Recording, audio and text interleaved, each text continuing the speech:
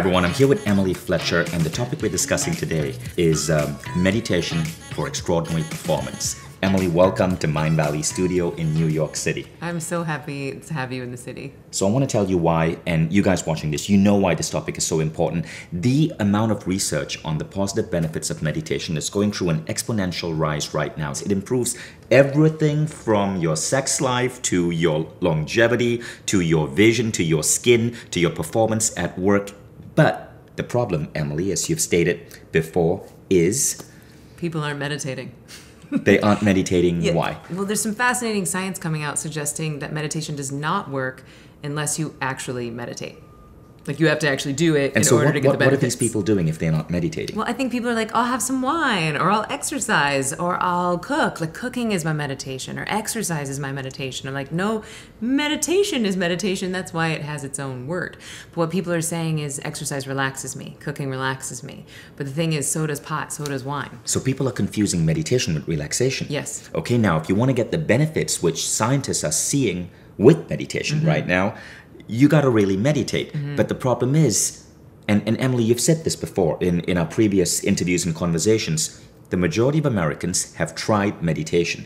But the vast majority of them, after that first try, that is the beginning and the end of their meditation practice. Yes. So today, only around 8% of Americans actually meditate, roughly, right? And the reason is meditation is either boring, or they are too busy, and the third big hurdle is they're having a hard time clearing their mind. Yes. And this, I find, is the number one obstacle to people committing, because they think that they're supposed to be able to clear their minds. I think there's this one dude out there telling everyone that in order to meditate, you have to clear your mind. And Vishen, we have to find him, and we have to teach him how to meditate. We have to make him stop. Yes. Because meditation, as you've said, is not about clearing the mind. Yes. So, yeah, because the mind thinks involuntarily, just like the heart beats involuntarily. So trying to give your brain a command to shut up is as impactful as trying to give your heart a command to stop beating. And yet this is the criteria by which everyone are judging themselves whether or not they can meditate. And then it looks like this. They're like, okay, brain, shut up. There's a really loud truck outside. Now I'm thinking about a truck. No, I'm thinking about a truck. I suck at meditation and I quit. And that's the beginning and the end of most people's meditation career. And it makes me sad because they potentially rob themselves of a lifetime of better performance, of a lifetime of bliss and fulfillment, because they're judging themselves based on misinformation. And so, if you're tuning in right now for this video, what we're going to talk about is really how to make your meditation practice rock. So Emily here is the author of this book, Stress Less, Accomplish More, Meditation for Extraordinary Performance. I love that sentence, meditation for extraordinary performance. And the reason I love that sentence is because the science is so real right now, right? Meditation, if you bring it into your life, will add years to your life. It will make you perform better at work. It actually gives you more time. But people don't do it because they say they're too busy. And a big reason for that is because the Western world has got meditation wrong.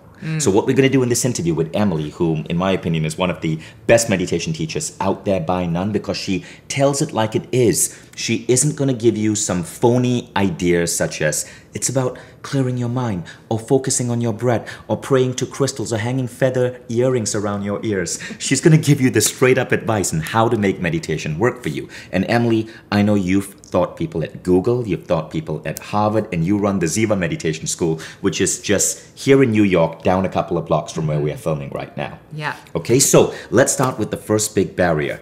If you want to start meditation, how do we begin? So step one is realizing that meditation is a skill like any other skill. Because meditation is simple, I think people think they should already know how to do it.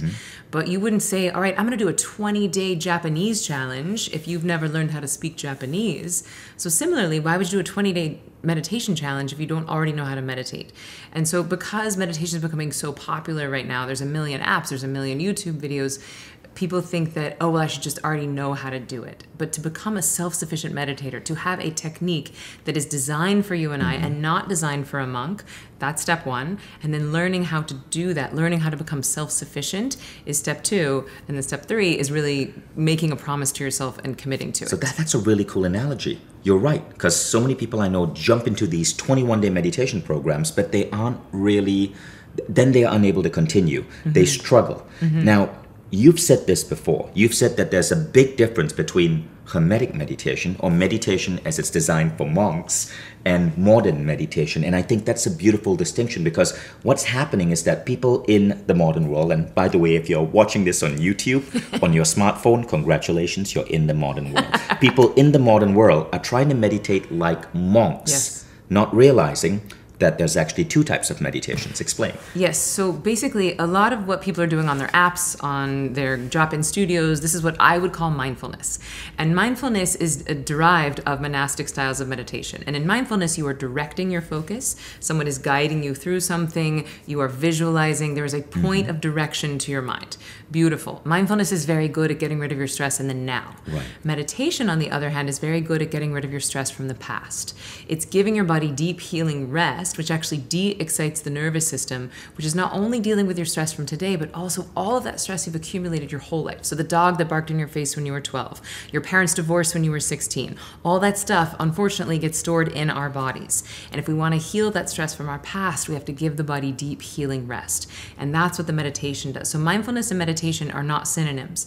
They're actually quite different. And I think this is why a lot of people feel like they're failing when they meditate, because they're trying to clear their mind or focus when actually the technique is designed for rest So and what you're saying is relaxation. mindfulness and meditation are two different things, and meditation is designed to take people into rest and relaxation. Yes. Okay, but I know some people watching are going, well, I like doing that with an afternoon nap. Yes. So what's the difference? Great question. So actually the meditation that we teach at Ziva is giving your body rest that is 2 to 5 times deeper than sleep. And that's not an insignificant point, because when you give your body the rest that it needs, it knows how to heal itself. So when we are sleeping, brain is chilling, body's on guard, like you're sucking when you're snoring, because the body has evolved to prepare for predatory attacks. So if it was 10,000 years ago and there was a saber-toothed tiger roaming around your cave and it was time for you to sleep, you would, if your brain was in blackout sleep, you would need your body to be on guard. Now, the opposite happens when we meditate. When we meditate, body is getting this deep rest. How do we know? Metabolic rate decreases. That's the rate with which the body consumes oxygen. It's not your fat-burning capabilities. Your heart rate slows and your body temperature cools. Now, here's the trick. Nature will not let you rest this deeply physically and be in blackout sleep mentally at the same time, because at this point, you're an evolutionary liability. That tiger comes in, your tiger snacks. So basically, one or the other has to be on guard. So basically, it's like we have to take everything we've been taught about meditation and throw it out the window, because your brain is actually very alert. It's very on guard when you're meditating, so that your body can get that deep healing rest. So it's the opposite, where we thought, well, I should be focusing, or I should be deaf, dumb, and blind, and I shouldn't hear anything that's going on around me. I see. So your brain is actually more acutely aware of what's going on. So does this mean that when you're in meditation, you're more likely to hear that passing truck? Yes. It's like you have spidey And senses. this is what people get wrong about meditation. So they hear the passing truck and they go, I suck at this. Yes, they hear the truck, they have the thought about the truck, because they think they shouldn't be thinking, Right. They feel like they're failing. And we won't do anything for very long that we feel like we're failing at. So it really can be so much easier. That's cool. I've never heard anyone explain it that way. Good. So that's the difference between mindfulness and meditation. Okay, now, how do we get to that state? So if you're watching, maybe you're new to meditation. Now, if someone who is new, how would they get to that state of deep body relaxation? So there's lots of different ways to get there. I mean, you could... A lot of people, like I was saying, you could do cooking or exercise, and people think it's relaxing them. You could do a bunch of drugs, and it will change your state of consciousness. Right. But the trick is, when you go back to sobriety, you did not earn that increase in consciousness. Yes. Whereas meditating is like taking your brain to the gym, right? And so what we do at Ziva, and what I teach in the book as well, is that I teach you a technique where you give your mind an anchor. It's like you use a tool to help induce this deep healing rest. And some people use a word, some people use a mantra, some people use a sound. And the whole point of it is not to focus on it, but to actually let it go in and de-excite the nervous system. So it's simple. It sounds simple because it is. Now, can you learn that in the book? Yes, that is what I teach in the book. It's part 2 of the book. And also in our course together, the M word. Right. And so once you move through it, and this is different than what a lot of people think, is that I believe it's important to be self-sufficient, right? That you want to have these tools so that you can practice them on a bus, on a plane, with your kids screaming in the next room, even in the middle of your open floor office plan. So technically, you could practice meditation while you're on a New York subway. I've done it in a New York subway. I've done it backstage at a Broadway theater. I've done it in Times Square. And people think, well, I can't meditate because it's too loud around me. But noise is no barrier to meditation, because anywhere you can think a thought, you can think the mantra, which is what we use in the book and at Ziva. And if you can think that mantra, then it's going to go in and de-excite the nervous system and induce that deep healing rest. So you feel more awake afterwards. You have more consciousness and less stress in your body after the meditation. Right, so which is why you say the point of meditation isn't to get good at meditation. The point of meditation is to get good at life. Bingo. And that should be a t-shirt, by the way. We absolutely. Yes, we meditate to get good at life, not to get good at meditation. Sadly, no one cares if you're a good meditator, which is hard for me because I'm very competitive and I really like to be the best at things. But nobody cares if you're a good meditator. But everybody cares if you're good at life. Everyone cares, how kind are you? How compassionate are you? How often do you get sick? How's your sleep? How well are you performing at work? These are the things people care about. And meditation increases these abilities. Yes, because stress makes you stupid. Okay. So quick recap. Number one, understand that a lot of people fail to keep up with their meditation practice because they misunderstand what meditation is about. Understand, as Emily said, that there are two types of meditation. Hermetic meditation, often called mindfulness, which is about clearing your mind and focusing on your breathing. And then there's meditation, which is about deep body relaxation. And many people mix up the two. Now, the second thing is that meditation is supremely useful. And the point of meditation isn't to get good at meditation. This isn't an Olympic competitive sport. The point of meditation is to get good at life. Yes. Now, what are some of the ways that meditation improves life? So, like I was just saying, stress makes you stupid. It's just the hard reality. It also makes you sick and slow. And so I think a lot of us think about meditation like it's this luxurious pedicure for your brain. And like, oh, well, once I have more time, then I'll get around to that meditation thing. But we have to flip this on its head because stress is making us sick, sad, and slow. Doctors from Harvard are calling stress the black plague of our century. They're saying it's responsible for somewhere around 90% of all doctors' visits. And so I believe that we have an opportunity to learn our lessons on the spiritual plane. And if we don't learn it there, we have to learn it on the psychological plane. It's a little slower, costs a little more money. If we don't learn it on the psychological plane, well, then we have to learn it on the physical plane. Then it shows up as some physical manifestation. It's more expensive and more slow to heal. So basically what I'm suggesting is that we have to take meditation out of this like woo-woo, frou-frou, I'll get around to it when I'm not so busy category, and instead think about it as the single most important piece of mental hygiene that we all need to be practicing. You're absolutely right there. And the way I explain it to people is this, because I've been meditating nonstop now for almost 2 decades. Just nonstop, 24 hours a day? Meditating every morning for about 20 minutes to 40 minutes every day. Nice. For decades, right? Amazing. Now, 2 decades. But, you know, I've met many remarkable people in the world, and they don't start their day without meditation. For example, Russel Simons. Russel Simons was once voted one of the top 10 most influential entrepreneurs in America today. And I was in a live audience with him where he was mentoring a group of entrepreneurs, of which I was part of. And I remember a quote he said. He was giving us advice, and he said, meditate. I don't do shit till I meditate. And then, of course, people have heard people like Ray Dalio, who recently wrote an incredible book called Principles, one of the top hedge fund managers in the world. He's a big advocate of meditation. Ray Kurzweil, VP of Technology at Google, big advocate of meditation. Billboard magazine and Ebony magazine just last week had an article on the R&B star Miguel, big advocate of meditation. He spoke about using like a Mind Valley form of meditation before getting on stage at concerts. Backstage, he was doing your six phase. I love it. So the reason why I meditate every day is because what I found, and I discovered this way back in 2002, is that when I meditate, I do better at work. Meditation may take me 20 to 40 minutes in the morning, right? And when I'm really rushed, I might do a 15-minute version of it. But it adds 1 to 2 hours of my day in terms of higher cognitive functioning, in terms of better emotional states, more feelings of connectivity and joy and unity with people around me, in terms of clearer thinking and less stress and anxiety. And so if you think that you're too busy to meditate, that really is an illogical statement, because meditation improves your productivity to such a degree that it's actually adding time to your life. Yes. People who think they're too busy to meditate simply haven't found a technique where the return on investment is worth it for them yet. Yes, they're often using a technique that just doesn't work for them. Yes, but once you find a technique that is designed for you, and once you start to make that investment and you see that the return on investment is exponential, that, like you said, you have more time in your day, your sleep becomes more efficient, you're more creative, you're more in that flow state, life becomes more effortless, there's a level of synchronicity and serendipity. It feels a little like magic, but it's not magic, it's just you without the stress. Right. Now, I want you to go into a number of topics for our listeners. The first one is, what do you do, Emily, if you feel you're too busy to meditate? Well, you know that quote, if I'm too busy to meditate for 20 minutes, I must make sure I meditate for an hour. And that sounds ridiculous to people who don't know how to meditate, but you've seen it to be true. And we see high performer after high performer saying, I won't start my day until I meditate. It's like, how many elite performers have to say that this is the secret sauce before we start listening? You know, they're not meditating because they have extra time in their day. They're doing it because they know that stress slows them down.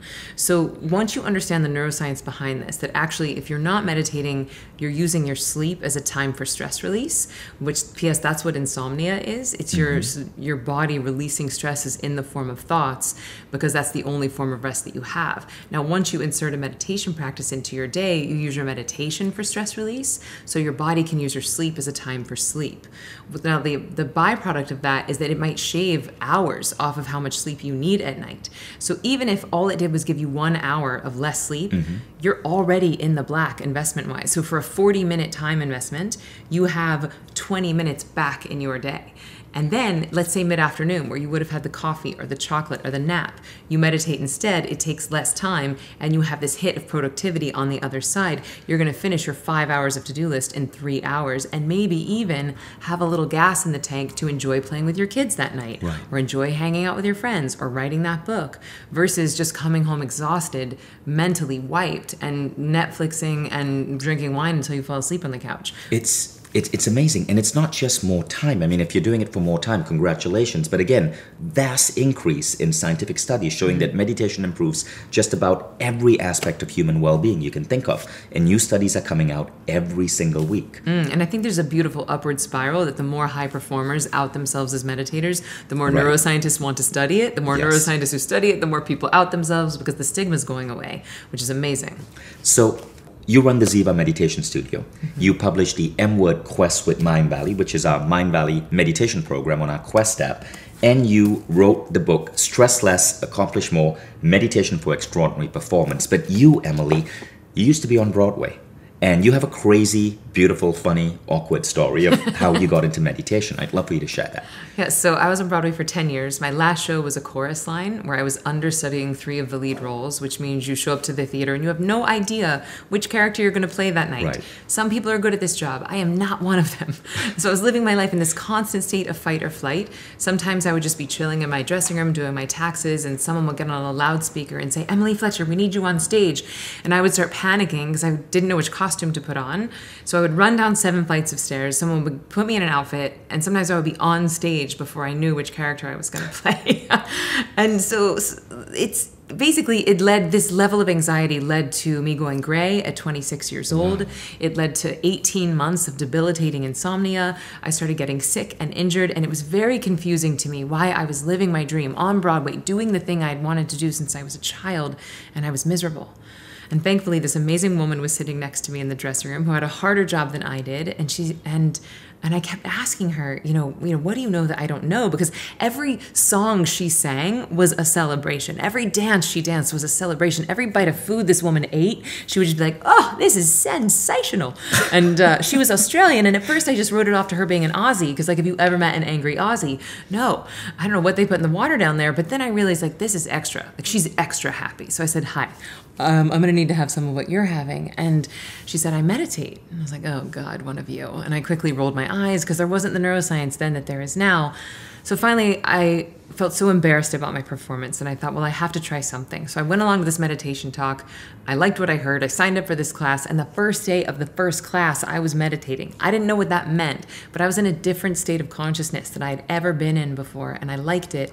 That night I slept through the night for the first time in 18 months. Wow. And I've slept every night since, and that was almost 11 years ago until I had my newborn. But that's not insomnia. That's a beautiful, different journey. Anyway, meditation up-leveled my life and my performance so dramatically. I stopped going gray at 26. I stopped getting injured. And most importantly, I started enjoying my job again. And I thought... Wait, meditation actually had a biological effect on you? In short, it stopped your hair from going gray? Yeah, I'm going to be 40 in March. I have one gray hair, which I promptly pluck out. I was legitimately going gray at 27 years old. But okay, how does that work? Okay, so because stress, it shortens your telomeres, and your telomeres are the little casings at the end of your DNA. And so actually the woman who won the Nobel Prize a few years ago discovered the impact of stress on telomeres. And the way I like to think about it is like a little plastic casing at the end of your shoelace. Right. So if the plastic casing at the end of your shoelace unravels, then the shoelace unravels more quickly. Same thing with telomeres. If they unravel, then your DNA starts to unravel, which impacts your body age. And so you age faster. Exactly. So meditation actually... Now, legitimately, science has proven that meditation prevents the shortening of your telomeres, which indirectly means that your longevity is increasing. Yes. And there's certain science from Wake Forest University is suggesting that it can reverse body age by 8 years. There's science out of Tufts University suggesting that it can reverse body age by 15 years. Wow. Which I was like, this sounds like a crazy fountain of youth. But if we want proof that stress expeditiously ages us, look at any president the day they take office, and that same president 4 years later, they all age. And that's not a coincidence, that's stress. So if meditation is the most powerful stress relieving tool that we have, which it is, less stress we have in our body, the more it can heal itself. And so you were going gray at 26. And when you started meditation, what happened to those gray hairs? Did they... I mean, full disclosure, I do color my hair, but as everyone knows who colors their hair, there's like a time where it grows out. Right. And so, I'll go a couple months where I don't see my roots, but then when my roots would grow in, they just wouldn't be gray anymore. That's incredible. Yeah. And the reason I ask is because I've been concerned about gray hair, but what I noticed is that my graying too actually stopped as I started going deep into my meditation practice, and I thought it was just me. Right? And you see it. Like if you go on vacation, you look more youthful, you look more rested, versus if you're pulling all-nighters at work and downing coffee all day and drinking all night, you don't look rested, you don't look rejuvenated. And I think then it's not about going gray, because who cares if you have gray hair? But the thing I want to highlight is that we want to be as healthy as we can. Yes. It's not about chasing youth. It's not about chasing youth, it's about chasing health. It's about us being optimized for whatever age we are. And because stress has become the norm, we think that it's normal to just get sick and die. What if you just die instead of getting sick? That is a key point. That's a key point. We live in a world where it is the norm to wake up every day with stress, with anxiety, with fears, with negative energy, and we don't do anything about it because we think it's the norm. But if you're meditating, it's like it's a way to clear that from your mind. I mean, think about it this way, right, folks? Would you go to work without showering? You probably wouldn't. But if you go back 100 years ago, most people showered once a week. Today, we have the luxury of being able to shower every single day and keep our bodies clean. But at the same time, we wake up every day with stress, with fears, with anxiety in our minds. And we don't rinse that, we don't clean that. And we assume it's normal. Just like a human being 100 years ago, right here in New York City, would assume being smelly was normal. Now, when you meditate, you clean that. And so you're actually going into the world with a whole different level of mental clarity. Yes, and I think this analogy is a very good one. Sometimes you really enjoy showering. Right. Sometimes you don't. Shower anyway. Sometimes you're going to enjoy meditating. Sometimes you will not. Do it anyway. Meditate anyway. Like one of my missions at Ziva is to make it as rude to leave your house without meditating as it is to leave your house without brushing your teeth. And there's a reason, right? Bad breath might turn off some people, but when you meditate, you actually improve what I call your unity drive. And you've explained this in your book. When you meditate, you develop greater social connectivity with other human beings. You feel more one with the world. And so you become, in your words, a bit less of a dick. Yes, so what's happening neurologically there is that meditation strengthens the connection between the insula, which is the empathy center of the brain, and the dorsomedial prefrontal cortex, which is really just a fancy way of saying the piece of our brain that processes information about people that we perceive as separate or different. And so if you become more empathetic towards people that you perceive as different, then yeah, you're going to be less of a dick. You're going to start to see yourself inside of others and others inside of you. And while selfishly this feels nice, what I'm interested in is the ripple effect of this on the world. How does that mean you show up with your family? What's the impact of that on your office? What's the impact of that on your town, on your country, and ultimately on consciousness itself? Because I think most of us come to meditation for very selfish reasons. We want to look young, we want to stop going gray, we want to be better at work, we want to make more money, and that all is going to happen because stress makes you stupid. But what's the actual point? I would say that the point is to actually start to experience more unity. What if we started to be identified as a human race instead of a nationality or a, like... You're right. Yeah, like... The funny thing is, if you, for many people, right, they take drugs for basically every ailment, and especially living in the United States, I mean, right here in New York, every 2 blocks there's a pharmacy, so that you can get your pills as fast and quick as possible. But the problem with drugs is that they give you side effects.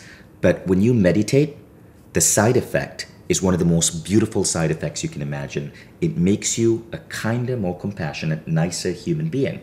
And so when you have large groups of people meditating, it actually has a huge benefit on society as a whole because it's making us a more conscious species. And I think where I hope that neuroscience goes next, because we really don't need any more scientific studies to tell us that meditation is good for us personally, but I think what will be fascinating is the next frontier is how do we get, what if we had 1,000 people meditating in Central Park? What's the impact of that on everyone else in New York City? What if we get 10,000 people meditating under the Eiffel Tower? What happens to everyone else in Paris? This is where I think the next frontier is going to go. So the beautiful thing about meditation is that as you meditate, not only do you become more peaceful, but your reaction to other people shifts as well. So when you see someone else do something that might otherwise turn you off or make you feel stressful, there is almost this secondary voice that emerges in your head. And many meditators report this, right? The boss may say something that they perceive as being negative, or a coworker may do something that irritates them. Without meditation, they react immediately. I can't believe he said this. But when you practice meditation, it's almost as if you have this secondary mind and you can see your normal reaction and go, wait. You don't have to say that. Chill for a moment. Maybe they just had a bad day. It's as if you have this second voice in your head that's talking to you and helping you see what might be a blunt human reaction and then to hold that back. And then to perceive that other person in a more compassionate, understanding way. Yes. Now, when I first started meditating, the second voice freaked me out. I couldn't understand what was going on. It's as if a part of my brain would tell my normal, reactive self to calm and chill out. But it was a beautiful feeling, and it allowed me to function much better in the world. So what's happening there is that when we are stressed, the body is in this low-grade fight or flight stress reaction. It's constantly preparing for a saber-toothed tiger attack. It's preparing for those predatory attacks, which used to be our demands. But now our demands are no longer predatory attacks, and yet we're constantly in this fight or flight stress reaction, which is now... it's maladaptive. It's disallowing us from performing at the top of our game. Like you said, someone comes at you and you just react. You don't even think about it. But if you start your day with meditation, you get rid of that fight or flight, you get rid of the adrenaline and cortisol and start to flood your brain and body with dopamine and serotonin, which are alkaline in nature. That doesn't just stay with you for the meditation. That seeps into your body for the whole rest of the day. And so, like you said, there you get a choice of how you want to choose to that stimulation. It's not just a involuntary fight or flight stress reaction, it's a choice. And it's beautiful and almost magical how this happens. But yes, you're right. This should be the next frontier of science. I cannot wait. If you're a scientist out there watching this and studying meditation, let's start studying why meditation makes us kinder to each other. It's strange, but it's so true.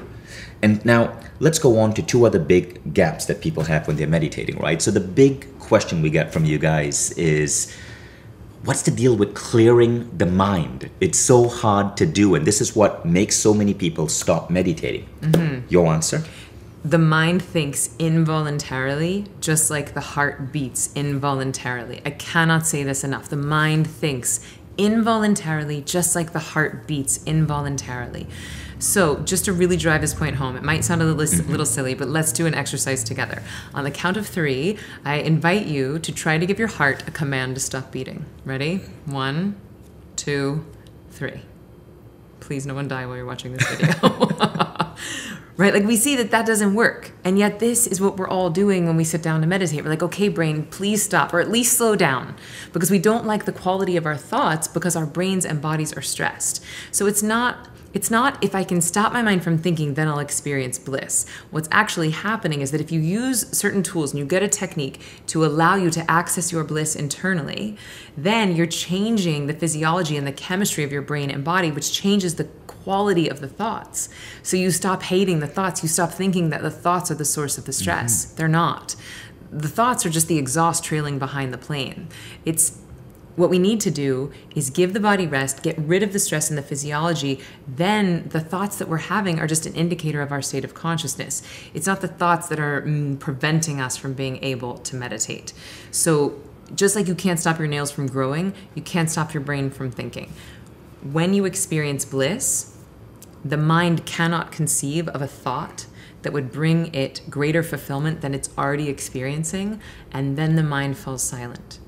People have it in reverse. People think if I can silence my mind, then I'll experience bliss. I see. I love how you explain that.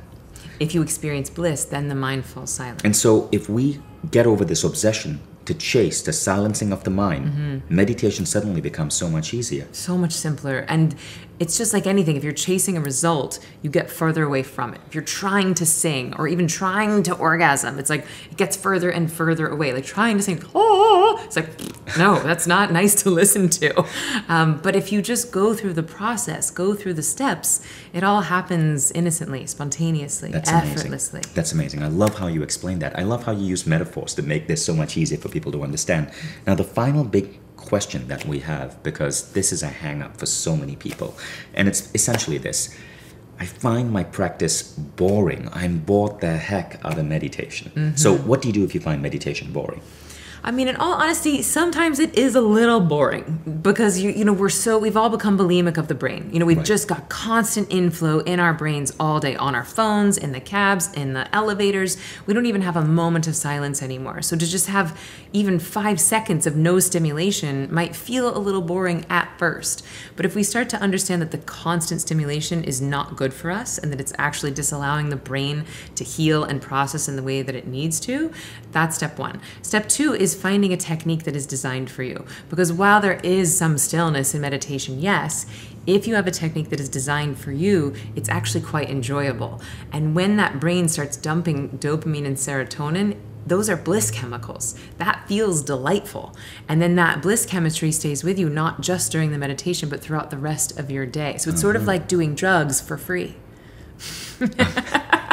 You're waking up your own internal pharmacy instead of being reliant on coffee, sugar, sleeping pills, pot, alcohol, whatever you're doing. That's better. You to change your state waking of consciousness. up your internal pharmacy. I love that. So as we come to the end of this interview, Emily, what would be your closing advice for people?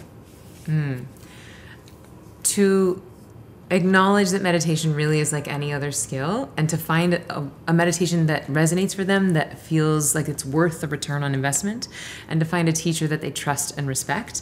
Because for most of us, if we find a technique that is worth the return on investment, there's going to be some old stuff that comes up and out. We have stress and trauma in our bodies. It's going to come up and out. Most of us need some guidance through that. And so I think it's important to have someone that's been down the road as well, to give you some encouragement, to help you know when to course correct. And then once you find it, just commit. Thank you, Emily. And for those of you who want to learn more about Emily, check out her book, Stress Less, Accomplish More, Meditation for Extraordinary Performance. And that's what really makes this book powerful, because for too long, meditation has been positioned as an act of clearing your mind, of focusing on breathing, and all of that is great. But a lot of people who are high performers, who want to do better at their career, who want to do better at life, who have big goals to get to, they have to understand that meditation is really a powerful tool for them. But they fall into this trap thinking that meditation is just another thing that extracts time from their day and they're too busy to meditate. Well, that's because they don't fully get it. And this is why meditation for extraordinary performance is your thing. And it's so important that people understand this. So go ahead and get the book. Mark Hyman, one of the top medical doctors in the US, said this book will change your life. So go check it out on Amazon. Emily, I'd love for you to just share a little bit about what you cover in this book. So the book is basically 3 parts. Part 1 is all the selfish reasons that we come to meditation. And I cover the neuroscience behind why it will help you have better sleep, why it reverses body age, why it can help you have better sex, how it actually gives you more time. So all the selfish reasons. Part 2, I actually teach you a technique. I teach you the Z technique, which is actually a trifecta of mindfulness, meditation, and manifesting. And then part 3, we look at the ripple effect of this. How is you performing at the top of your game impacting your family, your office, your town, your country, and humanity itself? That sounds fascinating. Yeah. Awesome, awesome. So thank you so much for joining us, Emily. Thank you for having me. It is a total And delight. thank you guys for tuning in. I will see you on another episode soon.